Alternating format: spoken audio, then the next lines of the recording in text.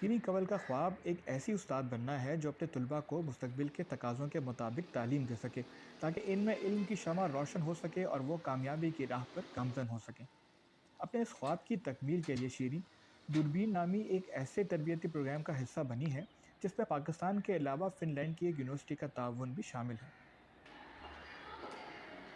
तो मुझे ऐसा लगता है कि अब मेरे पास जो पहले कमियां रह गई थी चीज़ों में, कि शायद बोलना आता था लेकिन क्या बोलना है और कैसे बोलना है वो नहीं पता था, वो बहुत अच्छी तरह से डेवलप हुई हैं। हम जब 21st सेंचुरी स्किल्स की बात करते हैं जो बहुत ज़रूरी हैं, वो सारी चीज़ें बहुत हेल्प करी है। जीईसी मुझे बहुत हेल्प कर रहा है वो सारी चीज़ें डेवलप करने में।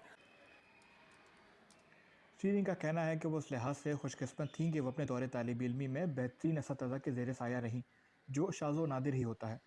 हुकूमती सतह पर असातिज़ा की भर्ती के लिए बैचलर्स ऑफ एजुकेशन की शर्त तो रखी जाती है, लेकिन इस मुल्क में राइज बैचलर्स ऑफ एजुकेशन का निसाब जदीद तकाज़ों से हम आहंग नहीं, और इसी सबब असातिज़ा अपने तालिब इल्मों की वो ज़हनी और इल्मी तरबियत नहीं कर सकते जो तरक्की याफ्ता ममालिक का खासा है। इस मसले के हल के लिए ज़िंदगी ट्रस्ट के ज़ेर इंतज़ाम दूरबीन नामी एक इदारे का क़याम अमल में लाया गया है। टीचर जो है वो हम रोज़ सुबह अपने बच्चे को तैयार करके स्कूल भेजते हैं ये सोचे समझे बगैर कि उसने टीचिंग या साइंस पढ़ा है नहीं। किसी ने कुछ किया हुआ है, किसी ने कोई मास्टर्स किया हुआ है, वो बस सब पढ़ा रहे हैं। गवर्नमेंट भी उनको इंडक्ट कर रही है। टीचिंग को साइंस समझा ही नहीं जाता, कोई भी पढ़ा सकता है। दूरबीन के अंदर हम 4 साल का डिग्री प्रोग्राम कराते हैं और फिर 3 साल उनको नौकरी देते हैं गवर्नमेंट स्कूल में जाने के लिए। पहला साल अगले साल ये निकलेंगे, चौथा साल होगा और पहला बैच जाएगा गवर्नमेंट स्कूल में पढ़ाने।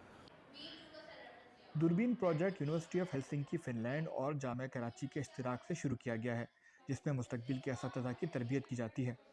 दूरबीन हुसैनाबाद में ज़ेर तरबियत असातिज़ा को बैनुल-अक़वामी स्पेशलाइजेशन के साथ साथ बेहतरीन तदरीसी तरीक़ेकार से भी आशना किया जाता है, ताकि वो सरकारी स्कूलों में जाकर कम वसाइल में भी बेहतर तरीके से तालीम दे सकें। So they'll be having an idea, but we are the only institution in Pakistan that is offering TESOL specialization program.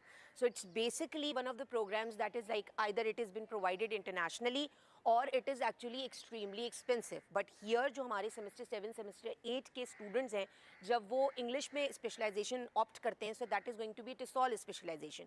मेरी ये दुआ है, ये उम्मीद इंशाल्लाह कि जब ये बच्चियाँ आगे जाएं तो जो हम ना कर सके शायद उन क्लासरूम्स में खड़े होके, ये हमसे बेहतर तरीके से काम करेंगे और हमसे अच्छा डिलीवर करेंगे। दूरबीन प्रोजेक्ट की ख़ास बात यह है कि यहाँ से फ़ारिग तहसील असातिज़ा की तकर्री सरकारी स्कूलों में की जाएगी, जहाँ वो पसमानदा इलाकों के तलबा को अगली नस्ल के चैलेंजेस से निपटने के लिए बेहतरीन तरीके से तैयार कर सकेंगे।